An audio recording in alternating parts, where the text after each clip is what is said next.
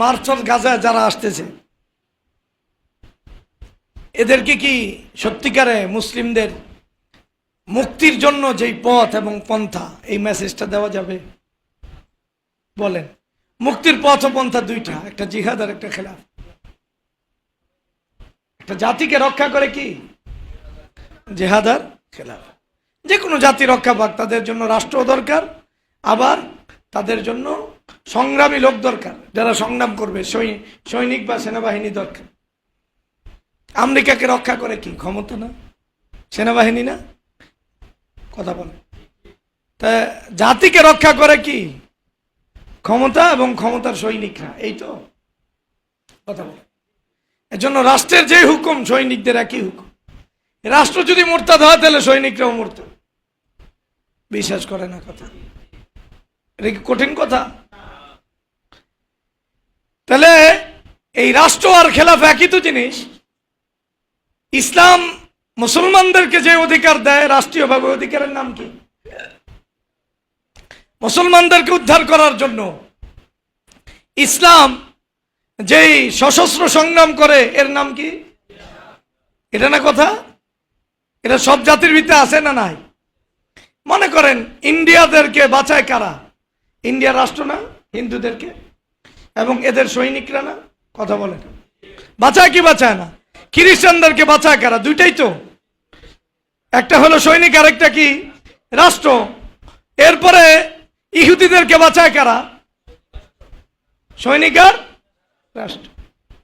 এজন্য কোরআনে একসাথে দুইটা শব্দ বলছেন, ওয়াজআলনা মিন লাদুনকা ওয়ালিয়্যা ওয়াজআলনা মিন লাদুনকা নাসীরা। হে আল্লাহ, মজলুমকে উদ্ধার করার জন্য আমাদের একজন অভিভাবক দাও, রাষ্ট্রনায়ক দাও, খলিফা দাও। তার এরপরে দ্বিতীয় কথা শরীয়ত বলছে, আল্লাযীনা আমানু ইউকাতিলুনা ফি সাবিলিল্লাহ। যারা ঈমানদার তাদের পরিচয় হলো তারা সত্যিকারে মাজলুমদেরকে উদ্ধারের জন্য, এলায়ে কালিমাতুল্লাহর জন্য আল্লাহর রাহে লড়াই করে, আল্লাহর রাহে লড়াই করে। এরপরে আবার বলছেন, ওয়াল্লাযীনা কাফারু ইউকাতিলুনা ফি সাবিলিত তাগুত। যারা কুফরি অবলম্বন করছে, এই কাফেররা, কুফরি অবলম্বনকারীরা, তারা আসলে তাগুতের পথে লড়াই করে। তাহলে লড়াই দোনো দলই করে। এখন একদল লড়াই ছেড়া যদি নিরস্ত্রভাবে আরেক দলকে উদ্ধার করতে চায়, ওই দলকে উদ্ধার করতে পারবে না। আমরা আসলে মূল আলোচনায় ফিরে আসি। মার্চ ফর গাজাতে এই মেসেজটা দিতে পারবেন? দুইটা মেসেজ দিতে পারবেন। মুসলিম জাতিকে যদি উদ্ধার করতে হয় তাহলে রাষ্ট্র লাগবে, এবং রাষ্ট্রের মানে মদতপুষ্ট একদল সৈনিক লাগবে, যারা জীবন বাজি রাইখা ইসলাম আর উম্মতে মুসলিমাকে রক্ষা করবে। এই মেসেজ মার্চ ফর গাজাতে দেওয়া যাবে? কথা বলেন, দেওয়া যাবে? মুসলমানরা যতটুকু উদ্ধার হইছে, যতটুকু নিরাপত্তা পাইছে এই বাংলাদেশ, মনে করেন এই বাংলাদেশ হওয়ার কারণে এটার পিছনে ক্ষমতা ছিল কি ছিল না? মুসলমানের ত্যাগ ছিল না এটার পিছনে? মনে করেন একবারে ফকির মজনু শাহ থেকে নিয়া, হাজী শরীয়তুল্লাহ তিতুমির সহ থেকে নিয়া এদের কুরবানি ছিল কি ছিল? দূর কথা, ছিল তো। যতটুকু আপনি নিরাপত্তা পাইছেন এটার পিছনে আপনার একটা শক্তি লাগছে কি লাগে নাই? আপনার এর জন্য রক্ত দিতে হয় না? কথা বলে। আপনি যখন মুক্তিযোদ্ধা করছেন তখনও দুই শক্তি লাগছে, তখনও শক্তি লাগছে। এরপরে মুক্তিযোদ্ধা করার পরে কি করছেন আপনারা? একটা রাষ্ট্র তো বানাইছেন। তো ইসলাম তো এই কথাই বলে, আপনি জিহাদ করা একটা ইসলামী রাষ্ট্র বানান, আপনার মুক্তির পথ সুগম হবে। আপনাকে তো মুক্তিযোদ্ধা মুক্তি দিবে না, আর নতুন করে মুক্তিযোদ্ধা হওয়ার জন্য আপনাদেরকে ট্রেনিং দিতে হবে। বিশ্বাস করেন, যারা মুক্তিযুদ্ধের শক্তি ছিল এরাই তো মুক্তিযোদ্ধারে শেষ করছে, কচুকাটা করে নাই, করছে কি করে? তাহলে সহজ কথা বুঝতে হবে। আমি বললাম মার্চপথ গাজাতে সব শ্রেণীর মানুষ, বুদ্ধিজীবী সবাই যারা জমা হয়েছে, বুঝেন নাই? আলেম ওলামা, এক সময় যারা জিহাদকে পছন্দ করতো এরাও তো জমা হয়েছে।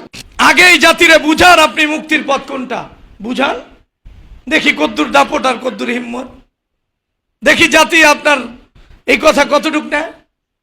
তাহলে মুক্তির যে পদ্ধতি, যেই পথ, এই পথের ক্ষেত্রে যারা সবচেয়ে বড় অন্তরায়, আমরা বারবার বলছি, দেখেন এই জাতি জাতীয়ভাবে জিহাদকে ছাড়ছে, ইসলামী রাষ্ট্র ব্যবস্থাকে ছাড়ছে, জাতীয়ভাবে এরা নিরাপত্তা পাবেন। আমরা কখনো বলি না যে আপনি একা যায় জিহাদ করেন, বলছি কেউ? না এটা পুরা জাতির জিম্মাদার? মনে করেন একটা পাথর কয়েক হাজার টন ওজন, এটার ভিতরে যত বড় কুস্তিগির হোক, ওর মাথার ভিতরে এটা দিলে অত ডিমের মতো ফুটতে যাবে। ফুটবো কি ফুটবো না? তাহলে যেহেতু কিছু যুবক উত্তেজিত হইয়া যায় একটা তরবারি নিয়ে যায় সংসদ ভবনে আক্রমণ করার নাম না। এটা অধিকাংশ মতে মুসলিম আর বুঝতে হবে আমাদের মুক্তির জন্য এই পথকে আবিষ্কার করতে হবে, এর বাইরে আমাদের মুক্তি নেই। যাই হোক, যেটা বললাম, এই মার্চ ফর গাজা তখনই সাকসেস হইতো, সফল হইতো, যখন ওখান থেকে আমাদের মুক্তির পথটা অন্তত পক্ষে বলা যাইত। ওখান থেকে যদি এই স্লোগান দেওয়া যাইতো, আল্লাহু আকবার, কি আল্লাহ সবচাইতে বড়, আল্লাহর কথা সবচাইতে বড়, আল্লাহর বিধান সবচাইতে বড়, আল্লাহকে যে মানে সবচাইতে বড়, তার নিরাপত্তা সবচেয়ে বেশি, এই কথা একটু ওখানে বলা গেলে ওখান থেকে সত্যিকার অর্থে হয়তো প্রজন্ম এটা বুঝতো তার দায়িত্ব কি, দায়িত্ব নিতে শিখত। জাতি কোটার জন্য আন্দোলন বৈধ, ইসলামের জন্য বৈধ না। বোঝেন নাই? নূর হোসেন আন্দোলন করছে না, স্বৈরতন্ত্র নিপাত যাক, গণতন্ত্র উদ্ধার হোক, ওই নিজেই মরে গেছে, কিন্তু গণতন্ত্রের পথে ওর রক্ত কাজে লাগছে, ও এত বড় আদর্শ।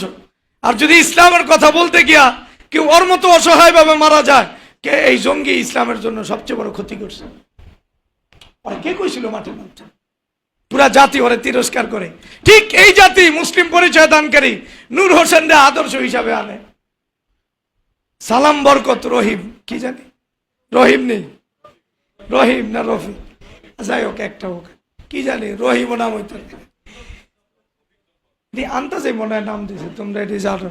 আচ্ছা, সালাম বরকত রফি, এরা ভাষার জন্য কি দিছে? আন্দোলন, তাই না? এই জাতির কাছে এরা বরণীয় না?